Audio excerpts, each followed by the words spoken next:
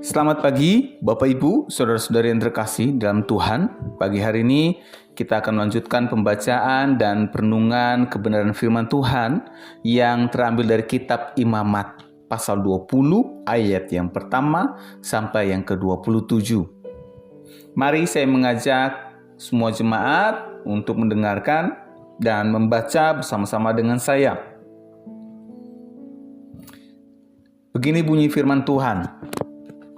Tuhan berfirman kepada Musa, engkau harus berkata kepada orang Israel, setiap orang, baik orang Israel maupun pendatang yang tinggal di Israel, yang menyerahkan seorang dari anak-anaknya kepada Molok, ia harus dihukum mati.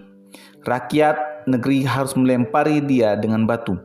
Aku sendiri akan menghadapi orang itu dan melenyapkan dia dari tengah-tengah bangsanya. Sebab ia menyerahkan seorang dari anak-anaknya kepada Molok dengan maksud menajiskan tempat kudusku dan melanggar kekudusan namaku yang kudus. Tetapi jika rakyat negeri menutup mata terhadap orang itu ketika ia menyerahkan seorang dari anak-anaknya kepada Molok dan tidak menghukum mati orang itu, maka aku sendiri akan menghadapi orang itu serta kaum keluarganya dan melenyapkan dia dari tengah-tengah bangsanya, beserta semua orang yang turut berzina mengikuti dia, berzina dengan menyembah Molok. Orang yang berpaling kepada arwah atau roh-roh peramal, berzina dengan bertanya kepada mereka.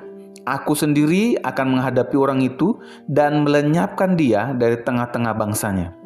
Kamu harus menguduskan dirimu dan menjadi kudus, sebab akulah Tuhan Allahmu. Kamu harus berpegang pada ketetapanku dan melakukannya. Akulah Tuhan yang menguduskan kamu. Apabila seorang mengutuki ayahnya atau ibunya, ia harus dihukum mati. Ia telah mengutuki ayahnya atau ibunya, maka darahnya ditanggungkan atas dirinya sendiri. Bila seorang laki-laki berzina dengan istri orang lain, berzina dengan istri sesamanya, baik laki-laki maupun perempuan yang berzina itu harus dihukum mati. Bila seorang laki-laki tidur dengan istri ayahnya, ia menyingkapkan aurat ayahnya, keduanya harus dihukum mati, dan darah mereka ditanggungkan atas mereka sendiri. Bila seorang laki-laki tidur dengan menantunya perempuan, keduanya harus dihukum mati. Mereka telah melakukan perbuatan tidak senonoh, darah mereka ditanggungkan atas mereka sendiri. Bila seorang laki-laki tidur dengan laki-laki lain, seperti bersetubuh dengan perempuan, keduanya melakukan suatu hal yang menjijikkan. Mereka harus dihukum mati dan darah mereka ditanggungkan atas mereka sendiri. Bila seorang laki-laki mengambil seorang perempuan dan ibunya, itu suatu perbuatan mesum. Ia dan kedua perempuan itu harus dibakar, supaya jangan ada perbuatan mesum di tengah-tengah kamu. Bila seorang laki-laki berkelamin dengan seekor binatang, ia harus dihukum mati, dan binatang itu pun harus kamu bunuh. Bila seorang perempuan menghampiri binatang apapun untuk berkelamin, perempuan dan binatang itu harus kau bunuh. Mereka harus dihukum mati, dan darah mereka ditanggungkan atas mereka sendiri. Bila seorang laki-laki mengambil saudaranya perempuan, anak ayahnya atau anak ibunya, dan mereka bersetubuh, itu suatu aib. Mereka harus dilenyapkan di depan orang-orang sebangsanya. Orang itu telah menyingkapkan aurat saudaranya perempuan, maka ia harus menanggung kesalahannya sendiri.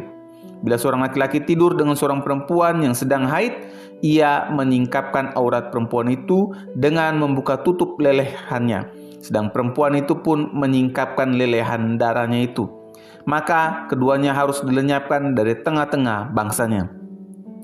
Janganlah kau singkapkan aurat saudara perempuan ibumu atau saudara perempuan ayahmu, karena aurat kerabatnya sendirilah yang dibuka. Mereka harus menanggung kesalahannya sendiri. Bila seorang laki-laki tidur dengan istri saudara ayahnya, ia menyingkapkan aurat saudara ayahnya. Mereka akan menanggung dosa mereka sendiri dan mati tanpa anak. Bila seorang laki-laki mengambil istri saudaranya, itu suatu perbuatan cemar, karena ia menyingkapkan aurat saudaranya laki-laki. Mereka tidak akan mempunyai anak. Kamu harus berpegang pada segala ketetapanku dan peraturanku, serta melakukan semuanya itu, supaya jangan kamu dimuntahkan oleh negeri kemana aku membawa kamu untuk mendiaminya. Janganlah kamu hidup menurut kebiasaan bangsa yang akan kuhalau dari hadapanmu. Sebab semuanya itu telah mereka lakukan, sehingga aku muak melihat mereka. Tetapi kepadamu aku telah berfirman, kamulah yang akan menduduki tanah mereka, dan akulah yang akan memberikannya kepadamu menjadi milikmu. suatu negeri yang berlimpah-limpah susu dan madunya. Akulah Tuhan Allahmu yang memisahkan kamu dari bangsa-bangsa lain. Kamu harus membedakan binatang yang tahir dengan yang najis, dan burung-burung yang najis dengan yang tahir, supaya kamu jangan menjadikan kejijikan karena binatang berkaki 4 dan burung-burung serta segala yang merayap di muka bumi, yang telah kupisahkan sebagai yang najis bagimu. Kamu harus menjadi kudus bagiku, sebab aku ini berlimpah kudus, dan aku telah memisahkan kamu dari bangsa-bangsa lain, supaya kamu menjadi milikku. Apabila seorang laki-laki atau perempuan memanggil arwah atau roh peramal, mereka harus dihukum mati, dilempari dengan batu. Darah mereka ditanggungkan atas mereka sendiri. Bapak, Ibu, Saudara-saudari yang terkasih di dalam Tuhan, hari ini Imamat pasal 20, teks yang kita baca, garis besarnya menjelaskan tentang hukum-hukum berhubungan dengan perjanjian atau be'erit.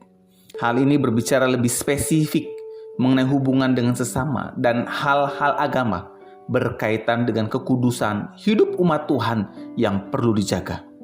Maka Tuhan menekankan pentingnya hidup kudus kepada Musa agar disampaikan kepada umat Israel, agar umat Tuhan tidak mengikuti praktek hidup bangsa-bangsa lain pada saat itu dan ketika nanti mereka masuk ke tanah perjanjian yang diberikan Allah. Praktek hidup seperti okultisme, imoralitas seksual, dan penyembahan berhala dewa Molok tidak boleh mereka lakukan. Molok adalah dewa berhala bangsa Amon atau Kanaan yang disembah melalui ritual keji pengorbanan anak dengan api. Pemujaan ini sangat dilarang oleh Tuhan dalam kitab Imamat pasal 18 ayat 21 dan Imamat pasal 20 ayat 2-5 yang kita baca hari ini. Karena dianggap menajiskan nama Tuhan. Allah yang kudus menuntut kekudusan total dalam kehidupan sehari-hari, termaksud menghormati orang tua dan menjaga kesucian pernikahan. Ketidaktaatan berakibat serius, bahkan kematian, karena Allah memisahkan umatnya untuk menjadi miliknya. Maka di ayat-ayat selanjutnya dalam pasal 20, ayat 10 dan selanjutnya, hal yang spesifik mengenai kudusnya pernikahan dijelaskan, yaitu mengenai seorang laki-laki tidak boleh berselingkuh dengan istri orang lain. Kalau berselingkuh, maka keduanya harus dihukum mati. Begitu juga seorang laki-laki tidak boleh tidur dengan istri ayahnya. Kalau melakukannya, maka keduanya harus dihukum mati. Demikian pula seorang laki-laki tidak boleh tidur dengan menantunya perempuan. Kalau melakukannya, maka akan dihukum mati. Dan juga kalau seorang laki-laki bersetubuh dengan laki-laki maupun seorang perempuan bersetubuh dengan perempuan, maka mereka juga akan dihukum mati. Dan juga jika laki-laki atau perempuan yang bersetubuh dengan hewan atau binatang, maka orang tersebut juga dihukum mati. Demikian juga jika seorang laki-laki bersetubuh dengan seorang perempuan yang sedang haid, maka keduanya juga harus dihukum mati. Dan jika seorang laki-laki mengambil istri saudaranya itu merupakan suatu perbuatan cemar, maka mereka tidak akan mempunyai anak. Dan jika seorang laki-laki atau perempuan memanggil arwah atau roh peramal, maka mereka harus dihukum mati. Dari penjelasan ini kita dapat melihat bahwa teks ini menyoroti hukuman berat atas pelanggaran seksual seperti persinahan, inses, dan homoseksualitas yang merusak tatanan keluarga dan menghina Allah. Bapak, Ibu, saudara-saudari yang terkasih di dalam Tuhan, dan renungan hari ini yang dapat kita pelajari di masa kini adalah pentingnya menjaga kekudusan hidup dan menjaga kekudusan dalam pernikahan dan seksualitas. Imamat 20 hari ini mengatur batasan yang sangat ketat mengenai perilaku seksual dan hubungan perkawinan, termaksud larangan persinahan, hubungan sedara atau inses, dan perilaku seksual menyimpang lainnya. Bagi kita umat Tuhan masa kini dan keluarga yang hidup di masa kini, pesan dan peringatan Tuhan hari ini jelas agar kita menjaga pentingnya hidup kudus dalam Tuhan maupun keluarga. Karena Tuhan memandang pernikahan sebagai institusi sakral. Kekudusan tidak hanya berlaku di bait suci atau di gereja, tapi juga dalam ruang privat, dalam kamar dan tempat tidur. Dosa seksual dilihat sebagai dosa besar yang merusak tatanan keluarga dan komunitas. Maka kita umat Tuhan yang hidup di era masa kini dipanggil Tuhan untuk menjaga kemurnian pernikahan, setia pada pasangan, dan menghormati batasan-batasan relasi yang telah ditetapkan. Mari kita berdoa. Tuhan Yesus, kami bersyukur kalau hari ini kami belajar dari Imamat pasal 2 yang mengingatkan kami semua umat Tuhan yang hidup di masa kini untuk menjaga kekudusan hidup, menjaga kekudusan pernikahan kami dari dosa penyimpangan seksual. Agar kami menjaganya bukan hanya di gereja, namun juga di ruang-ruang yang tersembunyi seperti di kamar tidur.